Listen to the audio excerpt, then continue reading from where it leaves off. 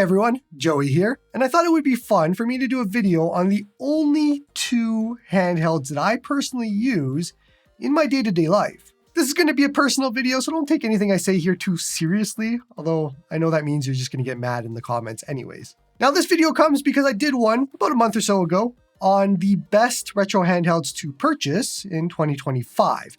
And that was my general recommendations to the general public, what I think you guys should be buying. Today is all about me, what I actually use, and what I care about. Now you might be thinking that as a content creator and a reviewer of these handhelds that I would be swimming in them, and typically you would be right, I do have quite a bit of them, but I get rid of them often. I don't like having them sit on my shelf for extended periods of time. I like to give them to homes for people to actually use instead of it just sitting in my closet. But if there's one thing that I've learned over the last few years of doing this, it is an absolute waste to have more than a few of these if your goal is to actually play games. Let me talk to you directly now. Bob, Jason, Amanda, Josh, whatever your name is, which apparently it's the whitest name in the world. Either way, we're going to talk one-on-one here. It is perfectly okay. No, actually, it is recommended that you don't actually need to buy many of these things and get into the faux hobby of collecting these devices. You can buy one or two, maybe three. You don't need to go further than that. You do not need a handheld for every use case. You do not need a handheld for every system. You do not need every Anbernic, every Retroid, every AYN. It doesn't matter. You don't need all of those. Take it from somebody who had to deal with that going through as a content creator and reviewer. The novelty wears off very quickly. And if your goal, again, is to actually play games, it's actually more of a hindrance to have more of these things than less. Look, no shots at collectors here. If you want to collect these things, then by all means, go nuts.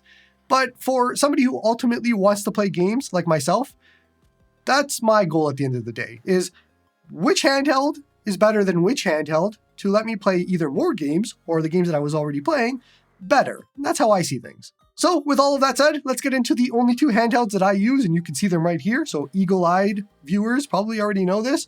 But the first one, obviously, if you've been following me, is the AYN Odin 2 Portal, the best handheld of the year and probably one of the best handhelds ever made.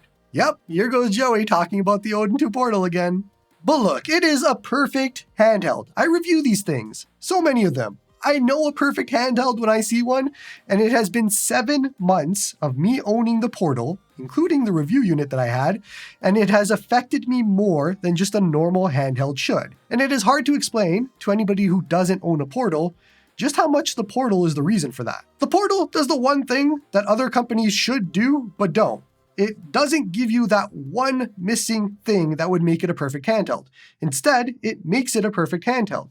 So where you see other companies and you're like, man, that handheld looks fantastic. If only it had X, and you know which one I'm talking about, the Portal and AYN doesn't do that. Other handhelds truly just pale in comparison to the Portal. It has become a bit of a joke on my Discord because of how much I talk about it. But if you truly want the best you can get, it is the Portal. And there's so many reasons. First, you have the Snapdragon 8 Gen 2 processor inside, an absolute beast for gaming and the best custom driver support with no downsides.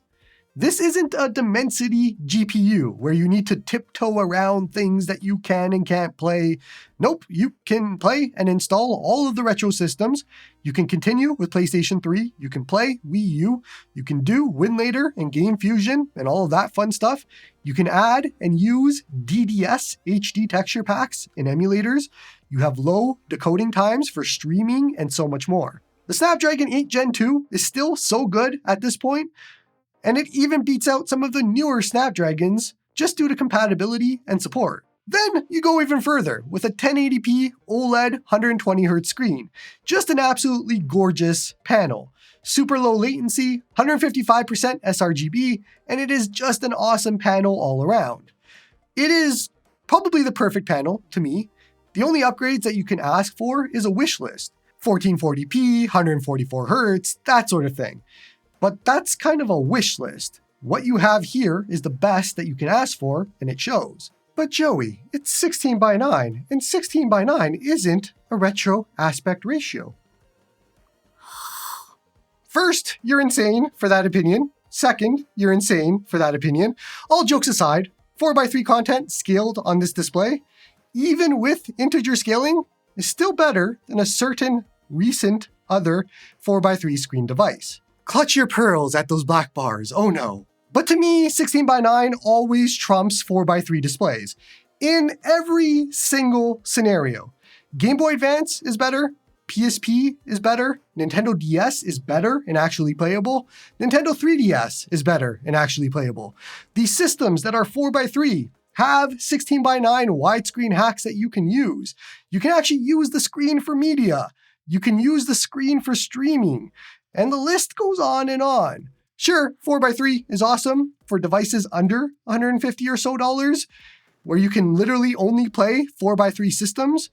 But once you get into the big boy league for pricing, it just can't compete on a value perspective. Then we get to the few specs that people take for granted, but the Portal supports and goes above and beyond. The 8,000 mAh battery, which takes forever to die. The Wi-Fi 7 support, which I actually make use of in my house because I have Wi-Fi 7, and it makes streaming with Artemis and Apollo an absolute joy. More on that later. The Bluetooth, the video output, and so on. It's the handheld with no downside, so why would you buy a handheld that has downsides in comparison? But my favorite parts aren't even all of that. It is the controls, the large D-pad, which companies seem to be scared of actually doing, but AYN just does it right here. The sticks, which are a nice cross between a normal handheld and a controller, and with the larger stick caps, it's an absolute joy to use. I've used these in every single situation. Shooters, modern platformers, action RPGs, they are fantastic.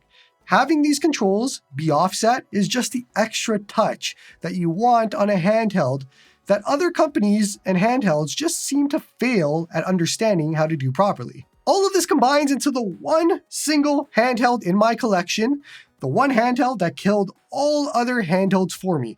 Truly, I play every single retro system and modern game on my Portal. Every game that I've beaten this year, which is currently about 17 retro games, thanks to Retro Achievements tracking, and I don't know how many modern games, Persona 4 Golden, Persona 5 Royal, Persona 3 Reload, Expedition 33, Assassin's Creed Shadows, then all of the other ones I haven't beaten. It is a bold claim, but I doubt that anybody else in the world has used their Portal as much as I have this year, to the point where it makes devices that are even 3 to 4 times expensive unappealing, because they're not better. I have reviewed a lot of PC handhelds. I love a lot of PC handhelds. The Ally X is fantastic. The One X Fly is fantastic. And I just recently reviewed that one. It is awesome. Probably my favorite of the PC handhelds, and it shares a lot of the same features as the Portal. The OLED screen, nice controls, and all of that. But it is a PC handheld at the end of the day. It's heavier, it's weighed down by small batteries, and there's a lack of performance. And this is truly where the Portal actually shines. Combine it with Apollo and Artemis for in-home streaming, or you could just use GeForce Now, and this is really what puts it ahead of a lot of other devices. Because of the streaming at $329, it is a steal. The power is there for on the go and traveling if I want it. But when I'm at home, I stream everything. Every single thing is streamed.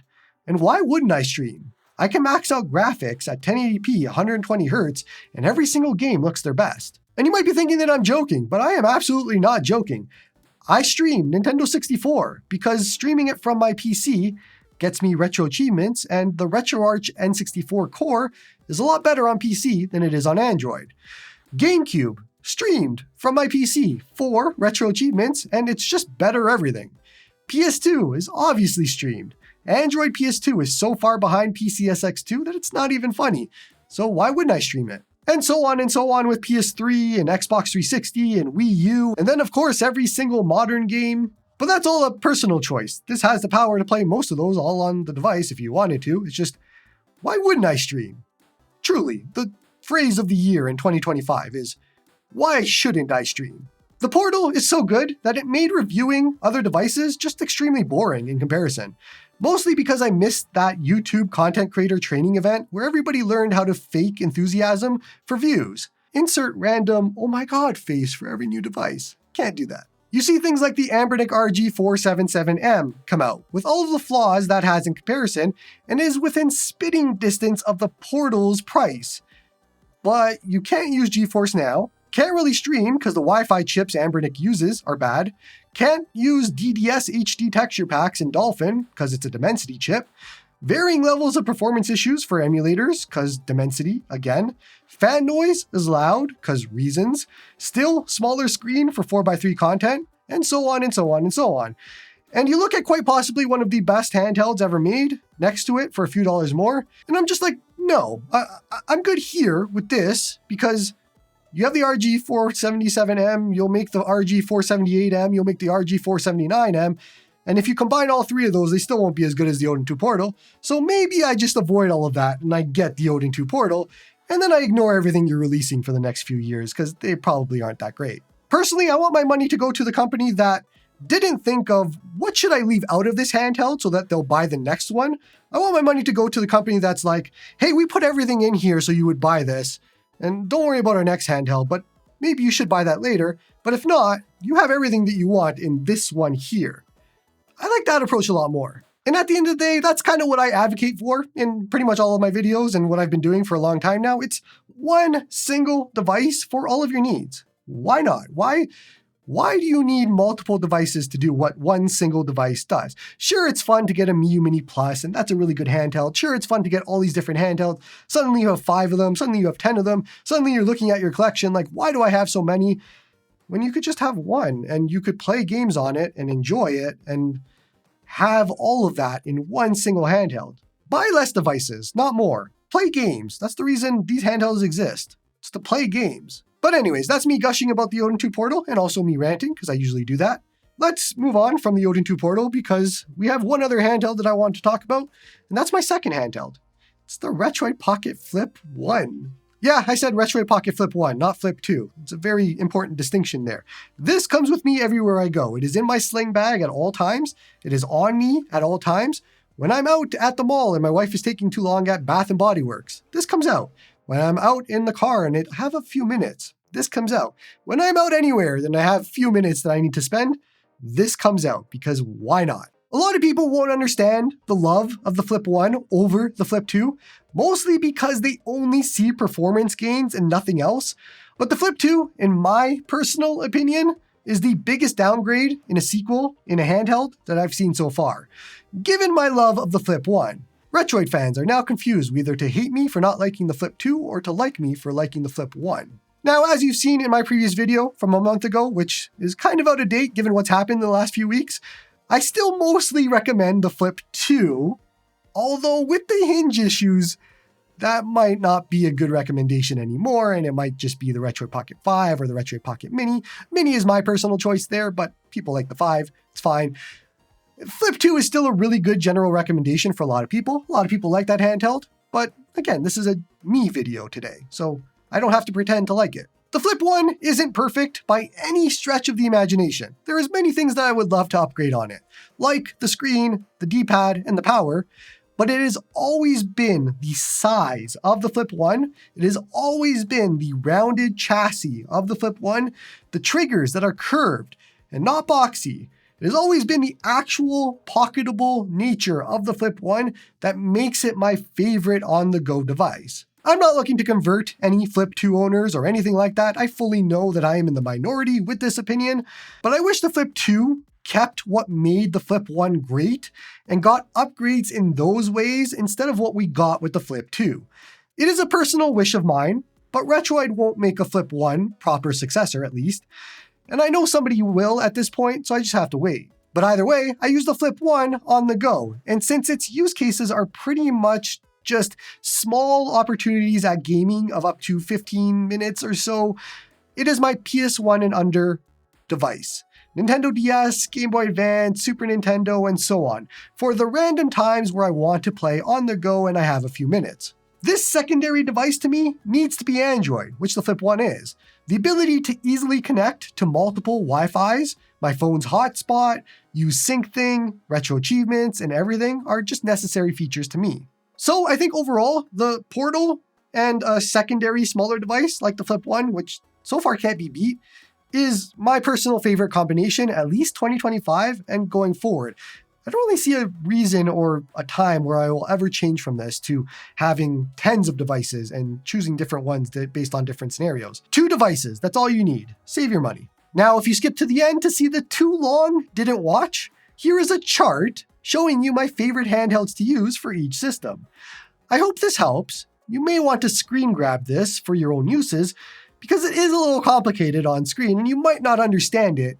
So definitely screen grab this. What are your 2 handheld combinations? I know there's a lot of you out there that are like me and you only want to have 2, a whole minimalistic style of living. So what's your 2? I imagine the Steam Deck and something else for a lot of people. I imagine an Ally X and something else for a lot of people. How many of you are Portal converts and have a secondary device? Let me know in the comments. I'm very curious to know how many of you exist as opposed to the hoarding type out there. Don't forget to like and sub to help the channel grow. Come join me on the Discord to talk all about retro handhelds. Support me through YouTube membership if you like my stuff. And hope you all have a good one.